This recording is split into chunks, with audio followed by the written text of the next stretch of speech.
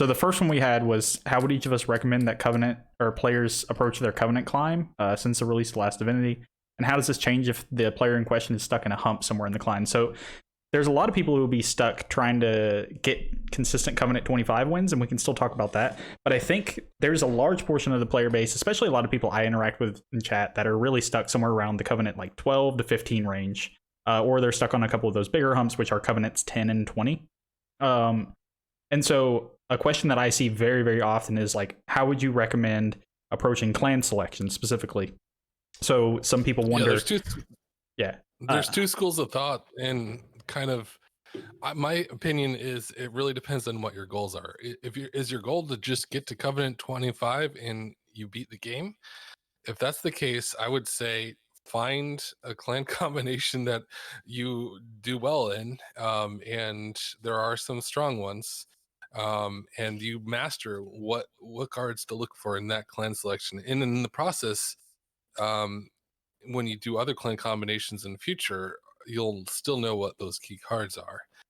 The other school of thought is, if your goal is to play this game long term and just get good at the game in general, I think random is the best way to do that. There's so many cards and options I would have never learned to use well if I didn't force myself to use random. I think it's interesting because how do I say this? You can't lose Covenant level, right? There's no real risk. If you lose, you lost time, I guess. So I guess to Narninian's point, right? If these two school of thoughts exist,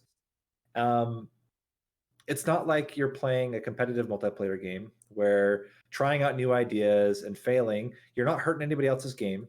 You're not, other than maybe spending time, you're not going to get lower Covenant level. So for me, I think this game is about experimenting. That's where the fun is. Like, you could copy my builds.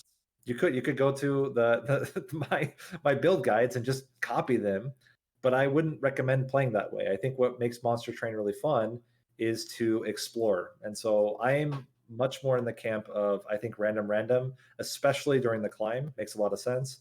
If you're trying to like fill out the rest of your clan combos, once you've got to 25, it's a completely different story. But I think the climb I think it's the most fun when you're not necessarily so concerned about trying to win as you are about trying to build like insane stuff.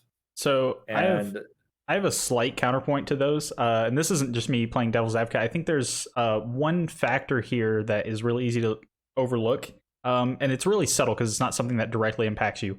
It's those moments when you encounter a clan combo that you're not too familiar with and a Covenant level that changes gameplay in a somewhat fundamental way simultaneously.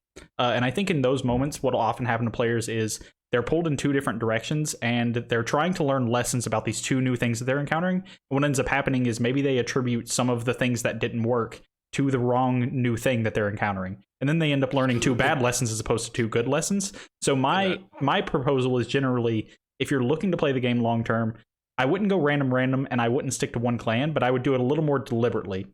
Play in a grid pattern until you start to hit humps, and then start working on, learning how to play those specific humps with a specific deck, or, a deck that you have an idea of how to play.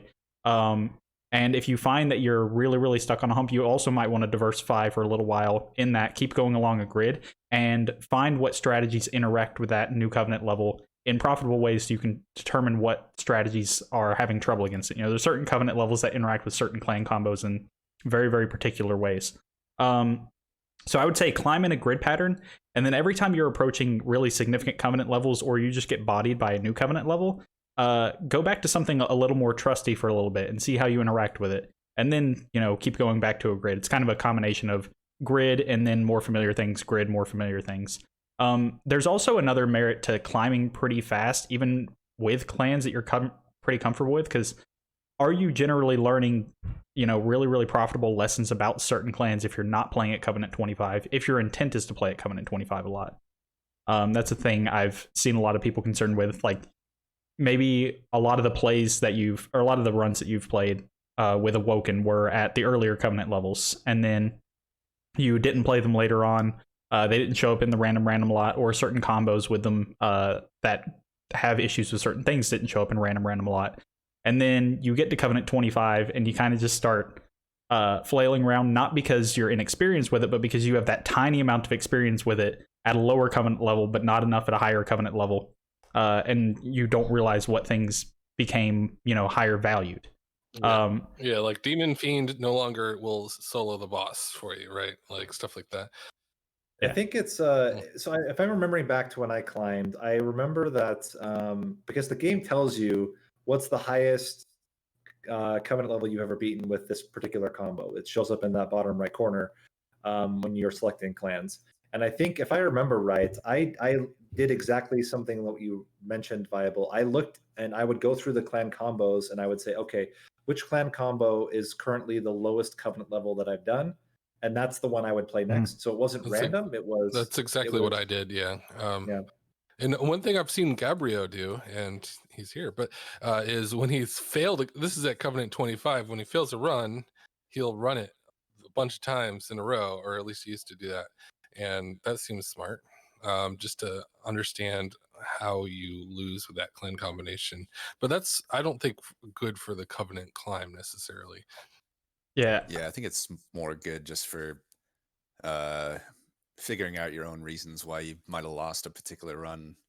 Though I think once, like Narninian and Nate, once you guys started offering to play seeds, I actually got more value out of that, just because I knew you guys wouldn't have any previous knowledge. Whereas for me, it's like I can try to ignore my previous knowledge, but it's always kind of there. I got, unfortunately, a pretty good long-term memory.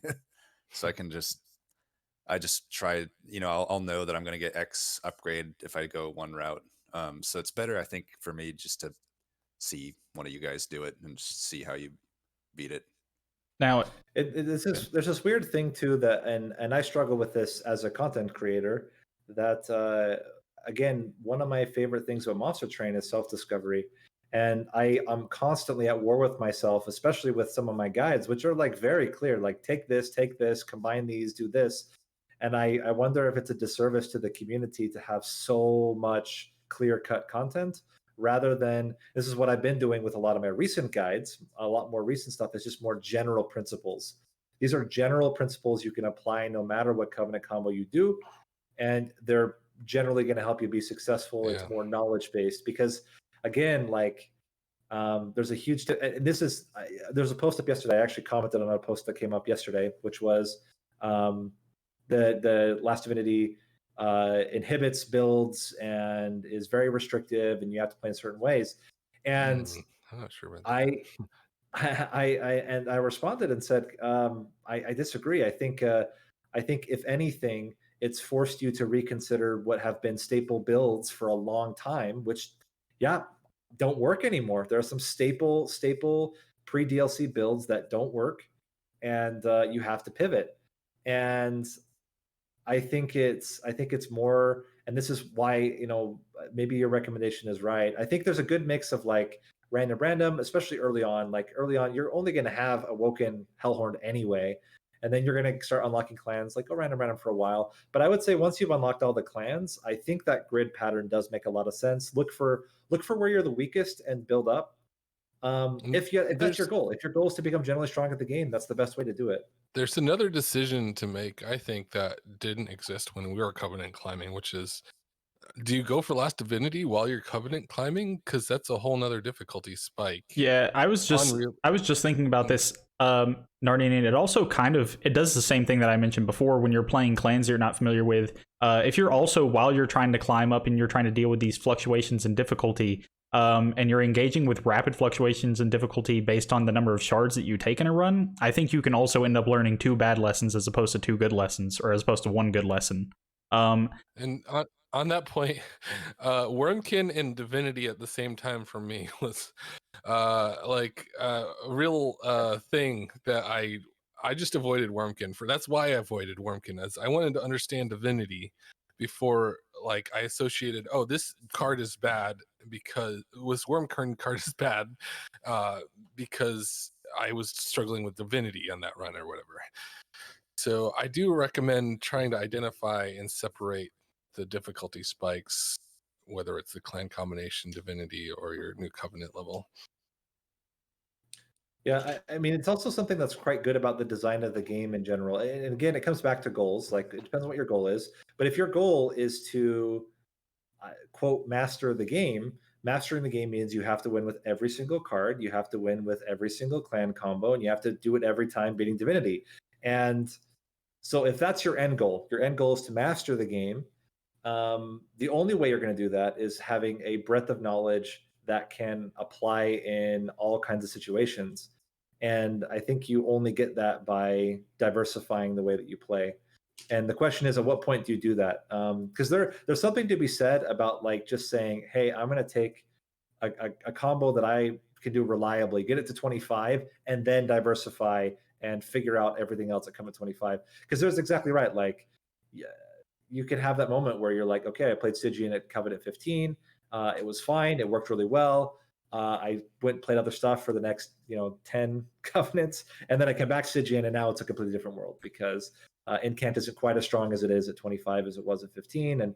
And so I don't know. I think there's some of that, but I don't know. I'm still a big proponent of general principles trump, you know, specific, Yeah. just abusable Yeah, and setups. the thing about we've all released guides on specific kind of combo like decks, and the thing is, if you just take those guides and just beeline towards those, and you don't get one of the pieces, and that's all you know, you're not going to win, and it's going to be frustrating because you're like, oh, this game's RNG is awful because I had a way to win, but I didn't get the one piece I needed.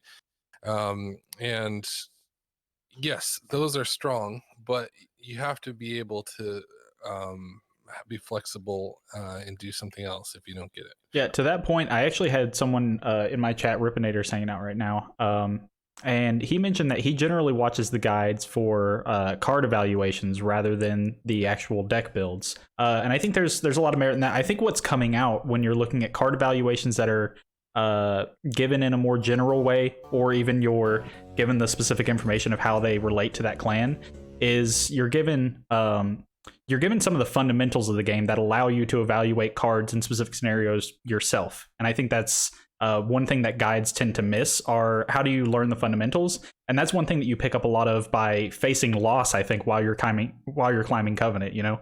Maybe your sweet Awoken build that you really, really love has been doing well up until Covenant 12. And then you just find that enemies get too much health and you can't get the punch through just relying on your Sentient to be a frontliner, Like your backline strats just weren't good enough. You don't have ways to sweep backliners. And you start getting bodied. I think that that's actually a good place to learn a lesson. I encountered some of those, not through loss specifically. I'm not sure if I lost a run while climbing Covenant. But there were definitely runs where I felt like, oh man, this thing I thought was really, really good is now not good, and I'm not sure it's ever going to be good again because it just doesn't work anymore. The way you spend your gold. You don't think you lost a run while climbing Covenant? That's impressive. I don't think I lost any. Maybe one. I know I had at the time I had like win streaks going up through those. I guess I could actually like check because I never replayed. I never replayed Covenants like 10 through 10 through 15 or 15 through 20. So I can actually see what those are. But I definitely had runs where it was like I start getting bodied, and I felt like those were the ones where I learned a lot of lessons while climbing Covenant. I think, and this is something that Amphi said in chat on my chat is he said he's going to do a review and then found out that most cards are good, and so it wasn't a very good review. And I think so. One of the things, and I got to ask this is: do you always take your first? Do you always take a unit from your first banner? The answer is yeah, I do. I made it. It's almost a hard rule for me now because I've been bodied so many times on Ring 2 fights where I don't have a banner unit. But in general, the concept of like, if you really want to have a wide knowledge of the game, you have to try every unit. And the best way to do that is to just decide you're going to take a unit every time. And especially now when you have essences, when you have all this kind of stuff, like there's no reason to beeline for a specific strategy rather than just try to make your run work. Like try to make it's the whole thing behind this Never Give Up series that I started is this idea that every one run is winnable. Every single run is winnable. I'm almost 100% convinced. I don't know that every run is 300 shard Last Divinity winnable, but every run I think is winnable. And I think what's one of the unique things about Monster Train compared to other games, and this is also coming back to like why I think general knowledge trumps, is there is not a card game that has tactical combat like Monster Train does. Every other game's tactical combat is typically very head-to-head oriented and there's nothing, I would say, how do I say this? Monster Train is a lot of like, you set something in motion from turn 1 that affects things in turn 10. And there are games that do that, but not to the level that Monster Train does, where you lose control. Like you lose control. Like Slay the Spire, like you have 6 cards and you have 1 enemy to attack. There's only so many ways that can play out, right? So yeah. So you, and because of the nature of having so many creatures and the way scaling works, there are lots of ways a single battle can play out. And you don't get to make individual choices of what your units do. They do what they do. It's not Magic where I can choose not to tap my units. It's not Hearthstone where I can choose to slam them or not. It is they do what they do. You set them in motion and pray. And I think that there's something about that that's also I like this idea of like you have to tactically plan around this lack of control. You have an area where you have control, and then the game does what it does. And I think that this setup creates a very unique dynamic where replaying runs over and over again, even the same battles over and over again, you can have such different results because of minor deviations in play to a level I've never seen in another game before. And again, it's because of this lack of control. The game's going to do what it's going to do. And if I play my guy on top floor versus middle floor versus bottom floor, it's a completely different story in how the tactical combat plays out. And so this is where, for me, like, how do I educate myself on general principles that are going to be universally applicable across most of the other runs that I do in the future? And to do that, I think you can't stick with a single clan. I think you need to have wider knowledge. But that's not everybody's goal. Some people's goal is just to like tick the box. I did Covenant 25, and then they love the Covenant 1 meta. There's a lot of people, a lot of feedback that I've gotten of people that are just completely happy Covenant 1 meta, don't need to grind, or maybe they grind once, but then they're going to stay at Covenant 1, or daily challenge focused. I don't know. There's a lot of different kinds of players, but yeah, I don't know. I think that would be my recommendation, at least, is try to play broadly and try to get as many of the like basics understood as possible. Yeah, and I think the best way to do that is, spread yourself out, but don't go pure random. Like that can lead you to scenarios where you climb Covenant levels with really strong combos, or you get into big ruts where you don't realize that it's an issue with the way you're playing against that Covenant level. It's an issue with, maybe the combination of clans you got and how those interact with Covenant level. That can teach you new skills, but I don't think it's going to teach you new skills as much as just playing in a grid. Spread yourself out, but do it in a very deliberate fashion, I think is going to be the best way to learn a lot of lessons as you're climbing. And also force yourself into scenarios that you're uncomfortable with. I ran into a problem where I'm very averse to burnout builds. I love Melting Remnant, but I hate burnout builds. And I would just avoid them every single time I saw them while I was climbing Covenant, and even for months and months after I reached Covenant 25. And one day I realized I was losing so much value not knowing how to do them, because some runs I was just encountering nothing but a bunch of burnout units. It was just Paraffin Thugs and Lady of the Reformed everywhere. And I knew I was losing a lot of value because I wasn't taking banner units I often see other people taking, and I saw successful builds that I just didn't know how to make. I think embracing the archetypes within clans that you haven't interacted with yet is going to help you a lot as well. Just try not to avoid anything. Conversely, there are a handful of builds. If you're just trying to get to Covenant 25 and you hit like a really just bad, you're feeling bad, you're losing a lot. There are a handful of just like straight up brain dead builds you can do. And I mean, you can look at some recommendations. I mean, Narninian, you've posted some. I have posted some that anyone can win because they're so reliable and consistent and don't rely on drafts. And it can be helpful to just get a win. To like, if you're stuck at like Covenant 15 and you're just burned out because you've played 5 or 6 games in a row, and every single time you're dying on Arcus, you're dying on Ring 5, just do a brain dead build, punch through it, get a win. I kind of did that when I hit Covenant 25 the first time. I just want to win a couple times and then I'll explore. So I didn't re-roll for it, but I got an Inferno build and a Void Binding Trample set up pretty early on to get a couple early Covenant 25 wins. I've also, and I think the overwhelming feedback is that the Covenant or the Shard 20 to 40 meta is significantly easier than pre-DLC Covenant 25. Yeah, I haven't done that myself, to be honest. I strictly go for Last Divinity, but I think that there's a nice sweet spot if a lot of players are struggling. This, again, 20 to 40 Shard, that means you're typically upgrading one, you're fusing one unit, maybe taking or maybe duping that unit or getting one spell-based upgrade that's really powerful. That seems to be like the spot where like the benefit and then the cost is so low that you barely notice it, but you can get really powerful builds running. So that might also be something to recommend if you're really struggling. Hit that like 20 to 40 shard mark, and maybe it'll ease up a little bit. Not going for full Last Divinity, but getting some help against Seraph.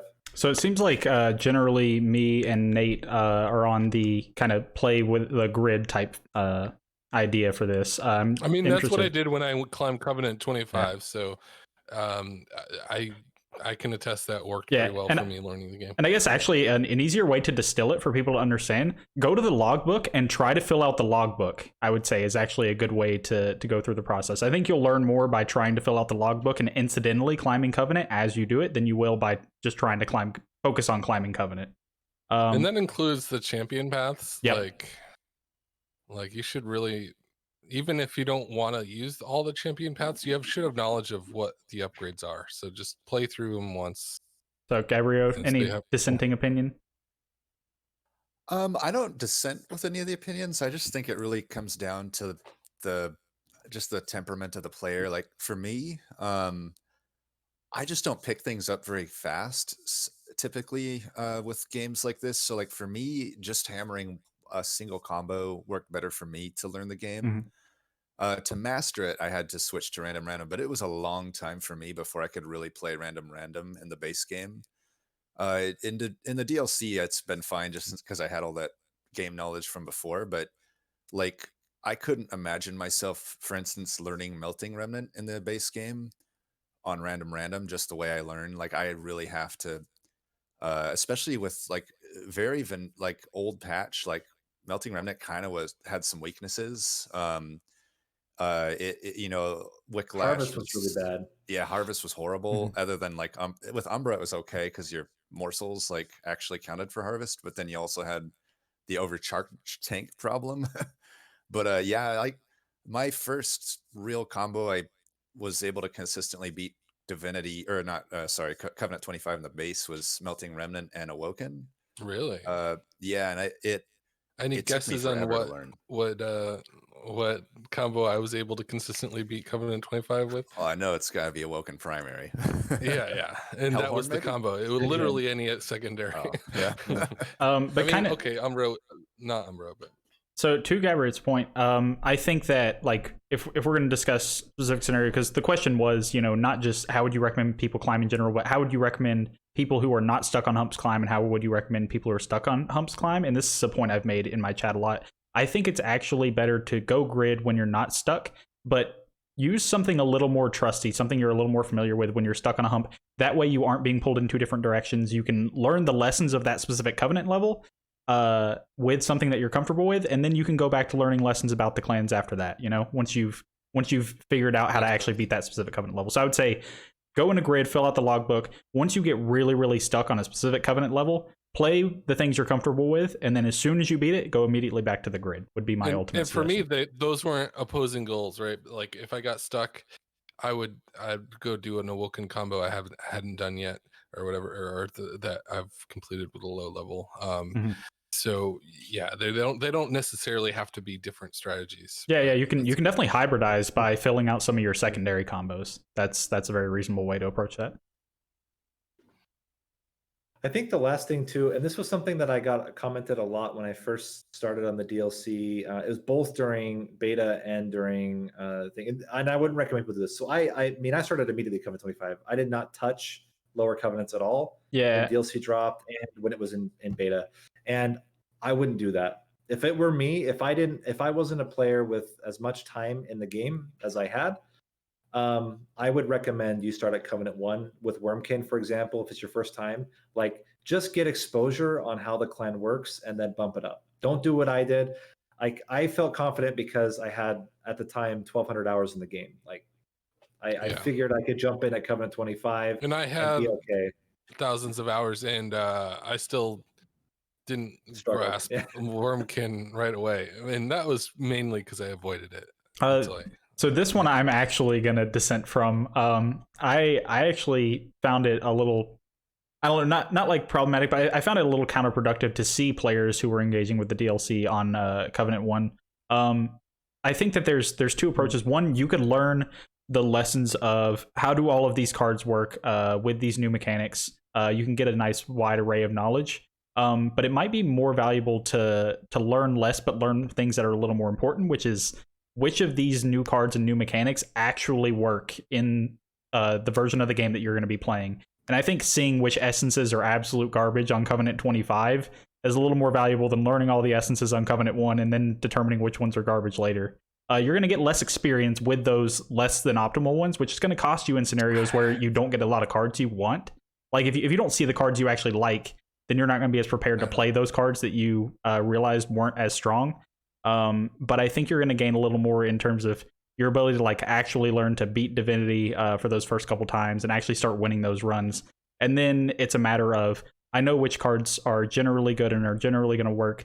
When I see some portion of those, but not exclusively cards like that, I then take a few of the cards that I, think don't line up as well. And you mix those into some runs where you're doing pretty well and see how they work. That's going to be a tough one. I'd be wary of statements like this essence is garbage though, because obviously, like take, I don't know, charged, you get damage per charged echoes, and let's say you only get to 4 or 5 charged echoes every turn. That might seem not as powerful in essence, but then you get a build that generates 20 of them and it's way better. So I mean, I think that you shouldn't make quick statements about I guess a more clear statement is how, like, some essences, it's better to learn which essences are significantly worse than others on the Covenant level that you're playing at, rather than risk that more, I don't know, condensed power level of you're generally going to, destroy Divinity on Covenant 1 or Seraph on Covenant 1. And I think what that does is it makes the cards feel a little bit closer when you're not having to stretch and strain to make a solid deck. So it's which essences have a bigger delta between Covenant 25 and Covenant 1, or which essences have a bigger delta between each other on Covenant 25, I think is a more important lesson to learn, just to get yourself kind of going on Divinity. I think that's a better way to approach it. That's going to be a tough one to discern, what's actually scientifically or philosophically the best method. But yeah, I think I would stick to the camp of start on Covenant 25 now when you're engaging with a small amount of new things.